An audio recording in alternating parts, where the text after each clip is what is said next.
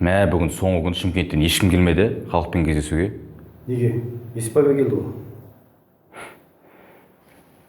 Құш. Ол менікі кінәлім емес.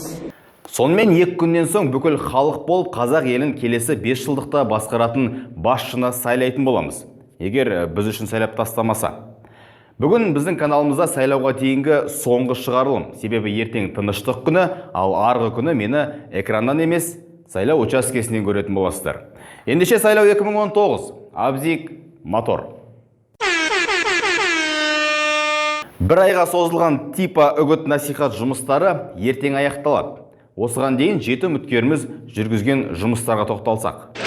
Қасым-Жомарт Тоқаевтың штабы басқа кандидаттар сияқты ауыл аймақ көрші қолан дегендерді місе тұтпай, стадиондарды халыққа толтырып, үгіт насихат жұмыстарын жүргізді. Жалпы халықтық бірге акциясына осы уақытқа дейін 300 мыңнан астам адам қатысып, тілек пен ұсыныстарын білдірген. Не деген организованный қолдаушылар, үстерінде бірдей киім, флешмоб.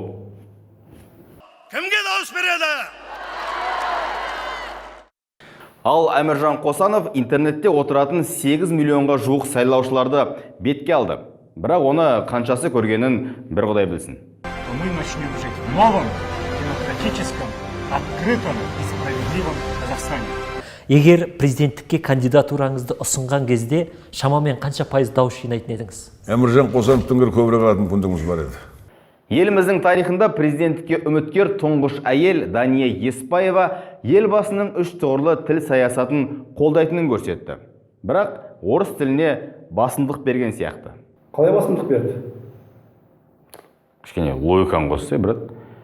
Да, не я деп тұр бірінші. Бірақ қазақ тіліне басымдық беру үшін оның аты янда болу керек қой, получается. Сонда Дания емес, қазақ тілінде Дания болмай ма? Бірақ ол да бар,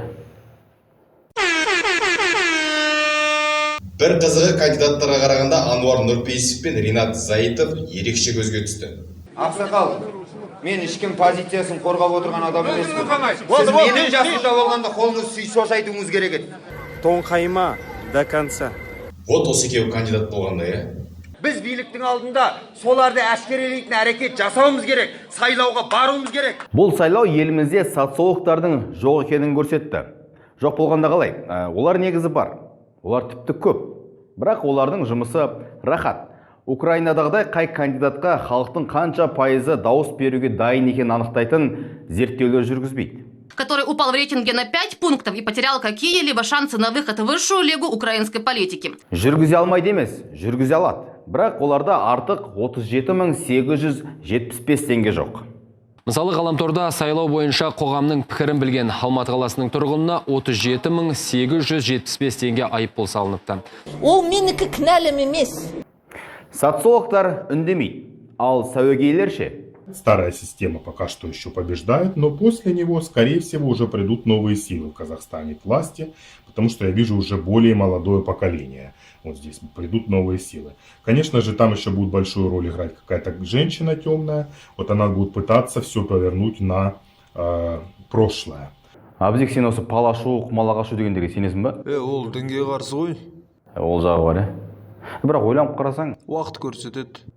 Но все равно перемены неизбежны в Казахстане, и Казахстан перейдет на демократические принципы. 7 рет өлшеп, 1 рет кес деген мақал дәл осы сайлау науқанына арнап шығарылғандай.